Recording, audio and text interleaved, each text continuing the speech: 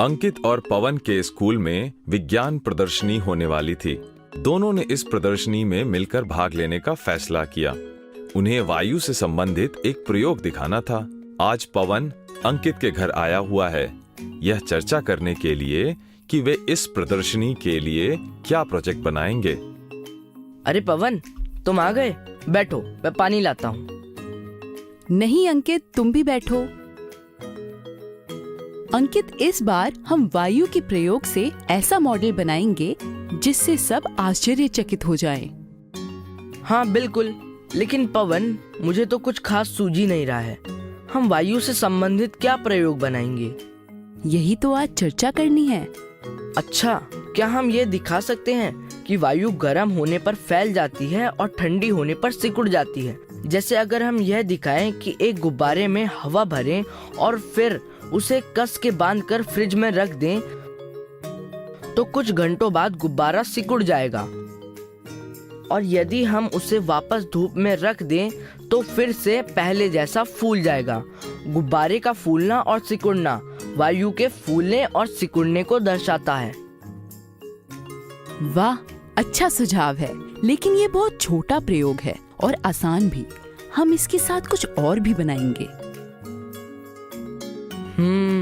हम ये दिखा सकते हैं कि वायु में धूल के कण भी होते हैं। अंकित, यह तो टीचर ने खुद करके दिखाया था, खिड़की से आती हुई धूप की किरणों के द्वारा, जिसमें हमें छोटे छोटे चमकीले से कण दिख रहे थे। हाँ, याद आया। मैं सोच रहा हूँ कि हम वायु के संघटक क्या हैं, ये सिद्ध कर सकते हैं। हाँ, ये मजेदार है, इस पर कुछ चर्चा करते हैं। देखो, अगर हम फ्रिज से एक पानी की बोतल निकाल कर बाहर रखें तो उसकी बाहरी ओर भी पानी की एक परत बनने लगती है। बोतल बंद होगी तब भी। इससे साबित होता है कि हवा में जल वाष्प होता है, इसी की वजह से बारिश होती है। पवन रसोई घर से पानी का गिलास लेकर आता है। अच्छा अंकित, एक काम करो, इस गिलास से अपना मुंह और नाक ऐसे ढको कि पूरा मुंह ढक जाए और खाली जगह पे ये कपड़ा लगा लो और जोर जोर से सांस लो। अंकित को कुछ ही देर में सांस लेने में दिक्कत होने लगती है। वह अपने मुंह से झट से गिलास हटा देता है। पवन, मेरा दम घुट रहा था।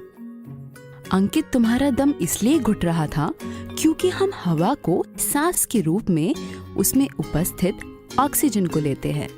ग्लास में ऑक्सीजन सीमित मात्रा में थी।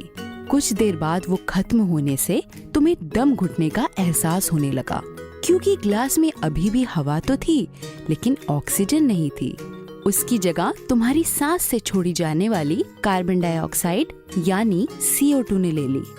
शायद इसीलिए हमें खुले और साफ सुथरे वातावरण वाली जगहों पर सांस लेना अच्छा लगता है, क्योंकि वहाँ ऑक्सीजन की उपलब्धता सुगम होती है।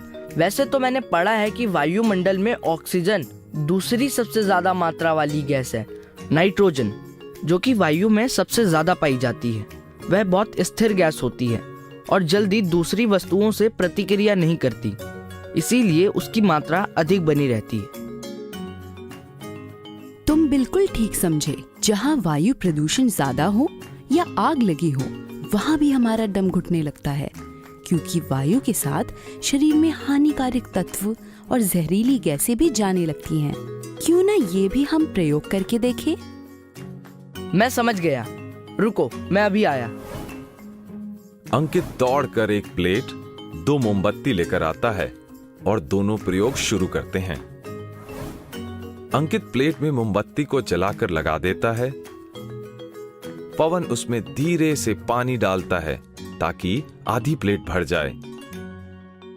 अब अंकित धीरे से मोमबत्ती को शीशे के गिलास से ढक देता है। थोड़ी ही देर में मोमबत्ती फड़फड़ाकर बुझ जाती है। ये देखो, जल सतह गिलास में ऊपर हो गई, यानी जितनी भी ऑक्सीजन जल गई उतनी जगह पानी ने भर दी। और देखो, गिलास में कुछ उजला धुआं भी भर गया है। ये शायद कार्बन डाइऑक्साइड या जहरीली गैसों का मिश्रण है। क्या बढ़िया और मजेदार प्रयोग था। क्या तुमने देखा है कि जब हम लकड़ी जलाते हैं तो उसमें से काला धुआं निकलता है। ये धुआं कई गैसों का मिश्रण होता है, जिसमें कार्बन डाइऑक्साइड यानी CO2 मुख्य गैस होती है। हाँ, मैंने टीवी पे समाचार में सुना था कि दिल्ली, लखनऊ जैसे शहरों में प्रदूषण, जिसमें ज्यादातर कार्बन डाइऑक्साइड होती है, अक्सर बढ़ जाती है, जिसके कारण सांस लेने में तकलीफ और कम दूरी तक दिखाई पड़ता है। सर्दियों में धुंध या कोहरा छा जाने से हमारी दृष्टि सीमा और भी कम हो जाती है। बिल्कुल ठीक। यह भी कि जब हम आसमान में ऊपर जाते हैं तो वायु और ऑक्सीजन की मात्रा कम होती जाती है, इसलिए पहाड़ों पर सांस लेना मुश्किल होता है। अच्छा, अब वायु के संगठन के बारे में बहुत बात हो गई। अब हमें अपने विज्ञान प्रदर्शनी पे ध्यान देना चाहिए। क्यों ना हम मोमबत्ती की जगह कोई लकड़ी या पूजा में इस्तेमाल वाले कपूर को जलाएं और नीचे पानी की जगह कोई केमिकल का इस्तेमाल करें, जिसमें कार्बन डाइऑक्साइड घुलकर रंग बदल ले। वाह पवन, आइडिया तो अच्छा है। हमारा प्रयोग सबसे अच्छा होगा। इसके लिए हमें टीचर की मदद लेनी चाहिए। हाँ बिल्कुल, ये प्रयोग शायद बहुत लोगों ने किया हो, पर कुछ परिवर्तन कर हम इस प्रयोग से काफी कुछ प्रतियोगिता में दिखा पाएंगे। चलो, अब पढ़ाई बहुत हुई।